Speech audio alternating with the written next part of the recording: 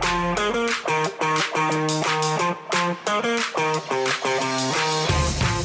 everybody, welcome to Leading for Life Stories Season 2.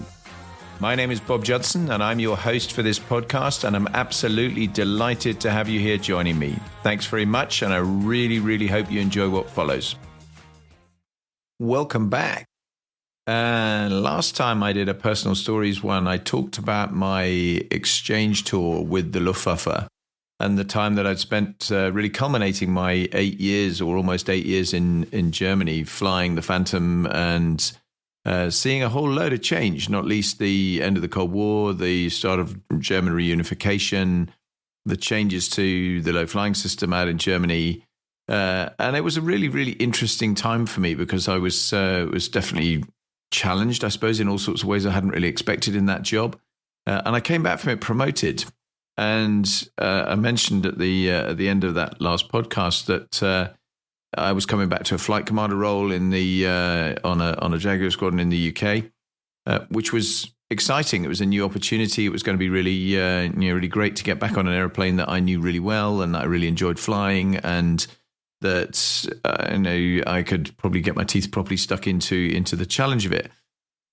And so this episode is all about command, because it was the first time that I'd been in a command role. And although not completely autonomous, I wasn't running a squadron or a station or anything else, I was a flight commander on a frontline squadron as a senior officer, as a squadron leader. And that was quite a big deal because, you've suddenly got people to look after and people to report on. And in the Air Force, that's the first time that actually happens when you reach that kind of role as a pilot. And it was a big deal as such.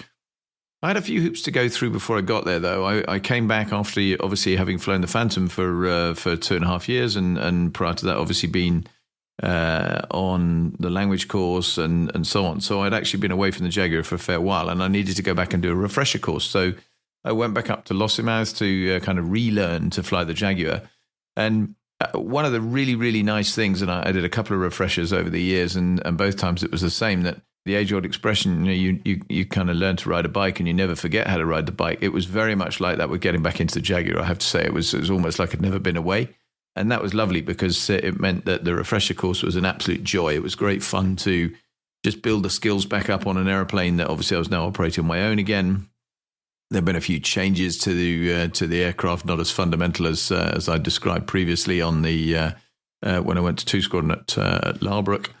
But it was nonetheless a bit different, and it certainly felt different in terms of of operating it. The thing that had changed, without a doubt, was the tactics and things that we were employing, because the Gulf War had happened, and that had changed the shape of what we did, and we were now starting to operate a lot more at medium level and a lot less, in some ways, at low level. Although I'll come back to that, because we still did a lot of low level. In fact, some operational flying was absolutely amazing at low level. But we had new strings to our bow, and that was a challenge to get to grips with as well. So great fun, interesting time up at Lossie doing the refresher, and then pretty quickly down to Coltishall and joining number 54 Fighter Squadron.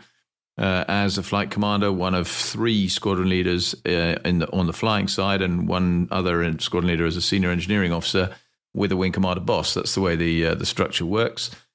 And so you jump straight into the responsibilities you've got, but you also have a flying job to do. And as part of that flying job, you have to get up to speed, and you have to get back to being combat ready and declared as combat ready. So you go through the workup process to do that. And there's no special treatment because you're a flight commander. In fact, in the other way around, you've really got to demonstrate above and beyond in terms of skills, and really showcase what you're capable of, and showing and maintaining that consistently through the tour was something that I was acutely aware of, and in that job, and actually in some of my other command roles subsequently, because people looked up to you. You were very conscious that people started to look up to you. They expected you to perform.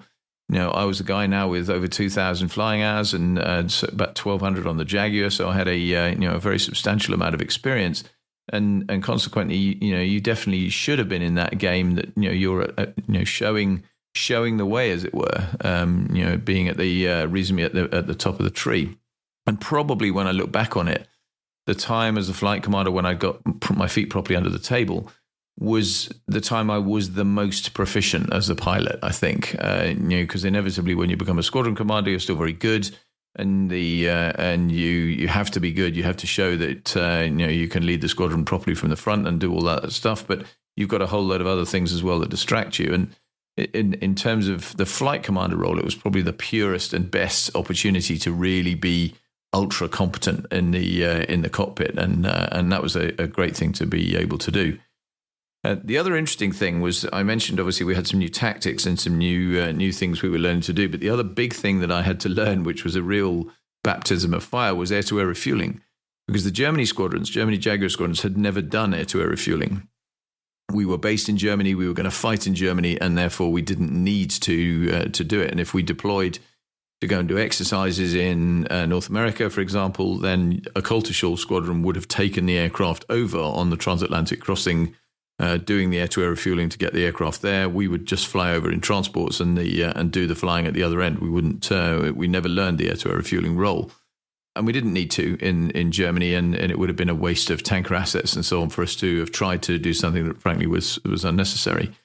But air-to-air refueling is a very different skill, and it requires patience and a real sort of systematic process when you're learning it, particularly. And when I look back on it, and I've obviously done many times since I've watched other people doing their first sorties doing air-to-air refueling, and it is very, very entertaining, because you are planning a mid-air collision with a refueling basket coming out of the tanker, to put the refueling probe on your airplane into that basket to then get fuel coming down the probe.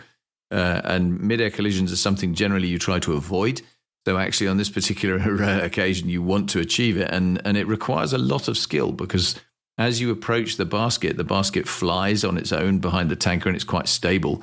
But the bow wave off your own aeroplane moves the basket around. And if you watch the basket, you end up very quickly in a so-called pilot-induced oscillation. You're moving around and you basically never get connected to it. So you have to have a very disciplined technique to look at other things and just have a sneaky look at the very last second to make sure you are actually going to connect with the basket. But that's the technique everyone tells you how to do, or what to do and how to do it.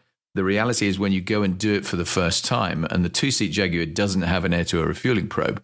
So you go up in a two-seater, you go and do the procedures, you have a look at how the whole thing works, and you make sure you're in roughly the right position, and you get talked through how you're actually going to do it when you're in a single-seater.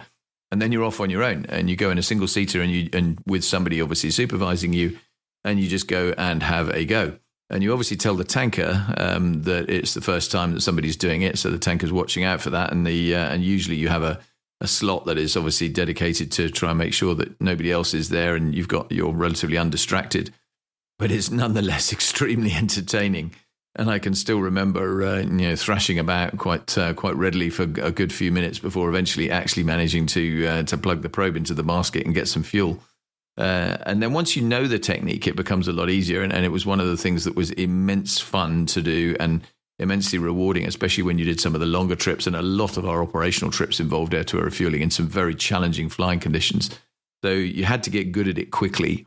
And especially as a flight commander, back to that people looking up to you thing, it was one of those things where you wanted to perform fast and you wanted to get on with it. So that made for entertaining discussions and debriefs and so on when people are talking about how to do it.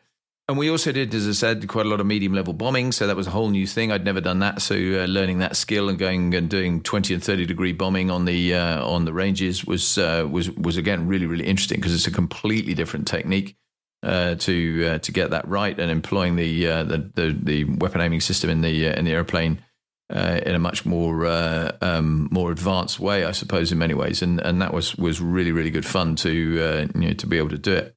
But then we got into the business of completing workups and looking towards operations, because at the time I joined the squadron, we obviously the Gulf War was over, and immediately after the Gulf War had ended, there was a no-fly zone imposed in the north of Iraq, north of the 36th parallel, to protect the Kurds from aggression from Saddam Hussein's military. and that was effectively a coalition mission under a sort of pseudo NATO banner. And we were part of that. We were based out of Incirlik Air Force Base when we were on the operation in the northeastern corner of the Mediterranean in Turkey, just by Adana, the city of Adana. And we were flying from there into Iraq. And that involved quite a long transit. I'll talk more about operational flying on a different podcast. And it was really interesting to get stuck in and doing that, and the flying there was truly amazing. The first part of that, and again that's probably the whole different subject, because I didn't want to distract too much from where I was going to on command with this one. But it meant that again, that being looked at, being leading on operations, you're doing something you've never done before, and actually very quickly you're a showcase person. The junior pilots are looking to you to lead. They're looking to you to demonstrate that you've got the skills and the capability, and they are eagerly watching to see how you perform under that kind of pressure. And therefore, it's really, really important to perform under pressure and to deliver the best of your capability. So that was a challenge, but it was a good challenge, and it was one that actually I always relished. That you are definitely trying to put your absolute best foot forward in everything that you do, and set the right example, and demonstrate that you kind of had the experience you did, and that and that was really kind of why they needed to follow you and build up that respect that was really, really important in terms of getting people to believe in you as a leader on the unit, because that's what takes me really into the command discussion. I think it's something that a lot of people have a view of the military that it's very much an autocratic kind of leadership style. You bark at people, tell them what to do, and they just get on and do it. And of course, that is an option. There's no question that it is a hierarchical organization. You can just tell people to do something, and if you're ordering them to do it, then they will be expected to actually follow. However, that doesn't really work in terms of really seriously leading the organization effectively and having the people genuinely behind you. They won't blindly follow you, certainly not in the Air Force, for very long at all, if you're not inspiring them and actually finding a way to genuinely get them to believe in you, to respect you, to feel that you are worth following.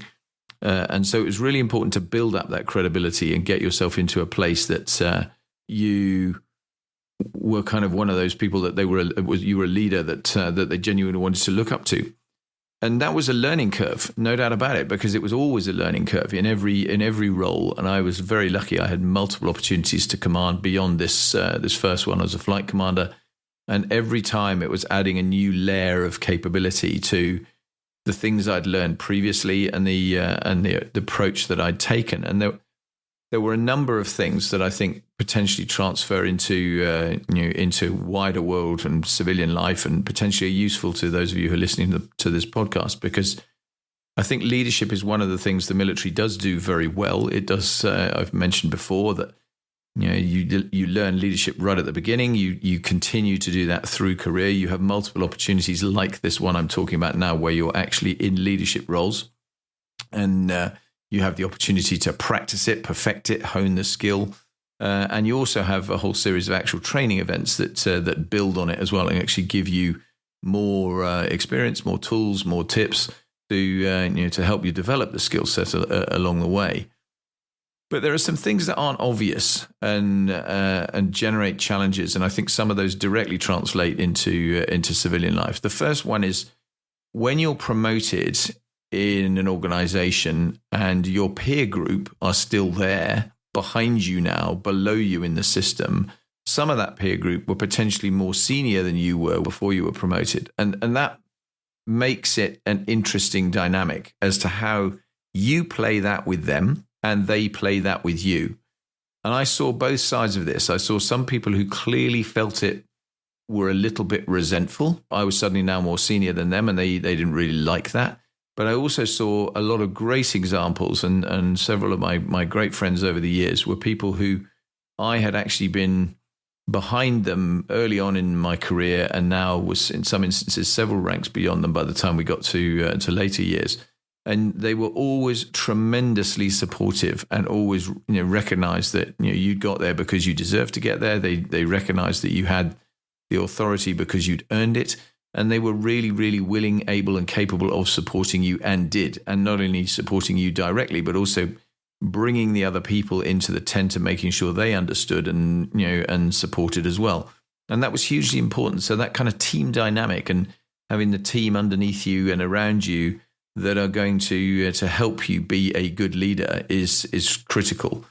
And having some, I guess, good conversations with people early on in terms of how to manage that. And literally in my case, I remember vividly having a beer or two with a couple of guys who I thought, I want to make sure you understand that, I really value your experience, your expertise, and I'm now in this position and you're kind of working for me in the role that I'm now in. But I seriously want you to be still feeling you can come and talk to me in private and give me the benefit of your advice, bluntly if you need to, because I really value it. And I think that was really worthwhile. I think bringing people into a space where they genuinely felt that you still absolutely respected them and you would recognize that they were in a different place in the hierarchy, but still had a lot of value to you was key, because then bringing the best out in them and enabling them to still deliver of their best, I think really made a big difference to me, because without a doubt, respect is earned. It's not automatically given. And I think as a aspirant leader or relatively new leader in a proper leadership role, I think it's very, very important to remember that. I think you need humility. You need to recognize that you're not always right. You're going to make some mistakes when you're in a leadership role, and to not throw your weight around when you are leading, I think is again really, really important. And one of the things that I think you can really screw up badly when you first start, because if you're not careful, you start with a bit too heavy-handed approach. Sometimes, particularly if somebody's got your back up a little bit, it's very easy to turn around and be a bit too heavy-handed. And I know on occasion I did exactly that, and I bitterly regretted it. There are a couple of instances where I think back on it now and think incidents that in and of themselves were really trivial, but actually I should have and could have and would now handle them very, very differently, because it just wasn't worth getting wound up about something that was absolutely trivial and effectively having to exert my authority in a kind of authoritarian way, rather than just actually being a bit more jovial about it, looking at it in a way that was, I suppose, smoothed the water and made everybody feel more comfortable.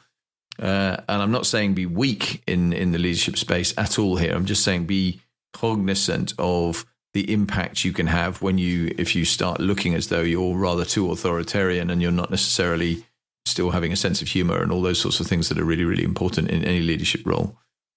I think it's also key, obviously, to remain authentic. I think you need to look yourself in the mirror very, very regularly as a leader in those kind of roles. And I certainly did to make sure that you're not forgetting where you came from. And that you're absolutely and actively looking after the people underneath you and around you, and you're taking soundings from them, from your peer group, watching what your peer group does. I've often said to lots and lots of people, my own leadership model I've built over many years now by looking at people in all sorts of walks of life and cherry picking the things I really like and trying to do that myself and going, okay, that's a really good tendency. I like that. That's a behavior that I want to adopt. And equally, there are things where actually I think, do you know what? I never ever want to do that, and I never want to see that in anybody else either. So I'm going to turn around and put that one in the firmly do not do list and try very hard to make sure that I don't do it. But obviously that authenticity piece, you are you, and you can adapt you a little bit, and you have to move with the times in terms of the roles you're in and so on. But recognizing where your strengths are, where your potentially your not necessarily your weaknesses, but your development areas are, and finding a way to make sure you are developing. And a lot of the time, actually, it's by encouraging the people around you and underneath you some of the time to help you and provide you support and build you up and be open and honest about the fact that you're in a leadership role, but you don't know everything, and you still want people to turn around and provide help and support to you, because I think people respect you more for that. And it definitely is something that I've tried very hard to do over the years. Integrity is clearly key. I think if you don't have integrity in as a leader, then you're on a hiding to nothing. To be honest, you really need to be definitely being honest with yourself, honest with other people, fully demonstrating in yourself the behaviors you expect from others, and not doing any do as I say, not do as I do type approach. Firmly, if you're not setting the right example and showing the way by being appropriate in the way you behave, then funny old thing, don't expect other people to do it as just because you've told them to do it. I think that's not the way to develop them and lead them, because what they're doing, of course, over time, and I again, it's maybe not always obvious when you first get into leadership kind of roles, is people very quickly look at you and start following you, because if they like what you do as a leader, they will start adopting the things you do and taking those traits on and building them into their own leadership skill set as they develop. And that's a real compliment. And the being aware of that, being aware of your own behaviors and how that starts to shape other people, I think is something that may not be immediately something that leaps to mind, but it is really important. And the next point I was going to make relates to that really, which is I think you're always on show as a leader, and you need to be very conscious of that. If you've had a bad day in the office, or a bad meeting, or something's gone a bit pear-shaped in your personal life, then you will still be, when you're walking past other people in your day-to-day business, you will be on show, and your facial expressions, your body language, your demeanor, the way you speak to people matters and resonates. And the more senior a leader you are, the more important it is. But even as a relatively new leader in the world that I was in this space as a flight commander, being really grumpy about something and that reflecting on the behavior you exhibited to other people was just not an acceptable thing to do. You need to really think about, right, making sure that I'm not transferring my bad mood onto you, because if you did, then very, very quickly that would, sort of cascade through the team. They would, suddenly be different with you. If you reputationally, you could put yourself in a difficult place where you would undermine yourself for a long period to come if you actually had, set the wrong conditions for what people looked at you and thought of you and the way you behave. So being aware of that, being cognizant of that, I think is really key. And I think the other point, I'll come back to some of the sort of specifics and think about being a flight commander, was sometimes, I've always been a very social guy. I enjoy a party, and I enjoy going out for a beer or two. And we'd had a pretty hard social life in the time that I was in Germany, and so that was something that obviously I was keen to kind of continue. But suddenly you're, of course, in a slightly different position. You're now, you are one of the more senior people in the organization, and you need to be cognizant of that. You need to be aware of the fact that when you're in a kind of social situation, absolutely you want to be there, and you need to be there, and it's really important that you're still part of that, and you don't sort of sit yourself apart from it and say I'm kind of above that now, because that's completely the wrong thing to do. But equally, don't necessarily plan on being the last to leave, or the one that has to drink the most beer, or the one that wants to play the most party games, because some of the time that actually sets the wrong tone.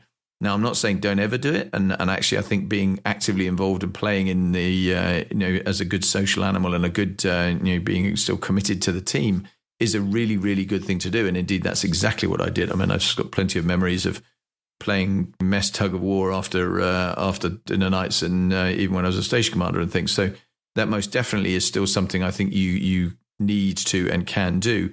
But being aware that there is a time when actually your team would probably rather you weren't there to see some of the stuff that's going to happen, later in the evening, maybe if they're really having a great time and they don't necessarily want you to be supervising them. And equally that you don't necessarily want to be there to be part of it either, because you've got a bit of plausible deniability about what actually happened when the next day comes. So I think thinking about how you behave in that space and what kind of example you want to set, what kind of role model you want to be for the people around you is a really, really important feature. All of that I kind of took out of my time as a flight commander, and I suppose a lot of that was learned not just in that role, but in a number of roles beyond that, and I continue to expand on it, and I'll bring back some of those points when I discuss future roles. But I think in that initial command role as a still young, I was 29 when I was promoted to squadron leader, and so I was now in a kind of chunky leadership position at still a relatively young age. Looking after a bunch of pilots, flying on operations, very much setting an example and leading behaviors. That it was really formative for me, without a shadow of a doubt. I really enjoyed the opportunity to do that and develop, and I did feel I developed quite a lot as a leader. I think I did set some good examples for people. I also did some things that I do sort of regret, and as I've already alluded to, I think occasionally I was a bit too sharp with people. I was a bit slightly too quick to be quite authoritarian, where actually I probably didn't need to be that, and I should have had a sort of slightly softer style, which I think I did develop rather more in some of my later roles. But it's certainly being at the pinnacle of the professional stuff that I did was really important, and I think again that translates across to the corporate world. I think if you're in a leadership position where you're not, I'm talking about C-suite of organizations here, further down the chain than that, where actually you are still very much part of the working team, then you want to be demonstrating that you really have that skill set and you're really on it and you're staying on top of it and you're regularly demonstrating it and you're proving that you are kind of there because you deserve to be there, and rolling your sleeves up and being firmly part of the team. Because if you're not part of the team at that stage, then I think that's that's a tough challenge. I've got lots more things to say about this particular job when I was on 54 Squadron. I think talking about the operational flying we did, which was just truly amazing in terms of the stuff we did in Northern Iraq, is definitely the subject of another podcast that I'll come back to, and that carried on through into some subsequent roles as well. But it was an amazing opportunity to be back in that airplane on an operational squadron, on operational flying, where we were actually going and doing stuff that was really very challenging on a daily basis, and we were acutely aware of it. Was tremendous, and it was a great responsibility and great fun, and we had some amazing deployments. But the conditions, I guess, were set by this command piece, and that's what I wanted to get to today. I wanted to just kind of lay out a few things, because this podcast is all about leadership, and this was the first proper leadership role really that I'd had, and I think it was therefore worth, I hope you'll agree, setting out some of those things. So, in summary, I think hard about the fact that respect is earned. It's not automatically given to you. Humility is key. Authenticity is key. Integrity is key. You're always on show. And you definitely want to be thinking about, when is it the right time for me to be there? When is it the right time to let the team play hard and me not be there? Depending on the role you're in, the world you're inhabiting, and all the rest of it. But I think those are some tips that I would leave you with for today. And and as I say, really hope as ever that this is useful. Feedback will be great. Please let me know what you think of this, and we'll keep going, and I'll see you soon. Take care.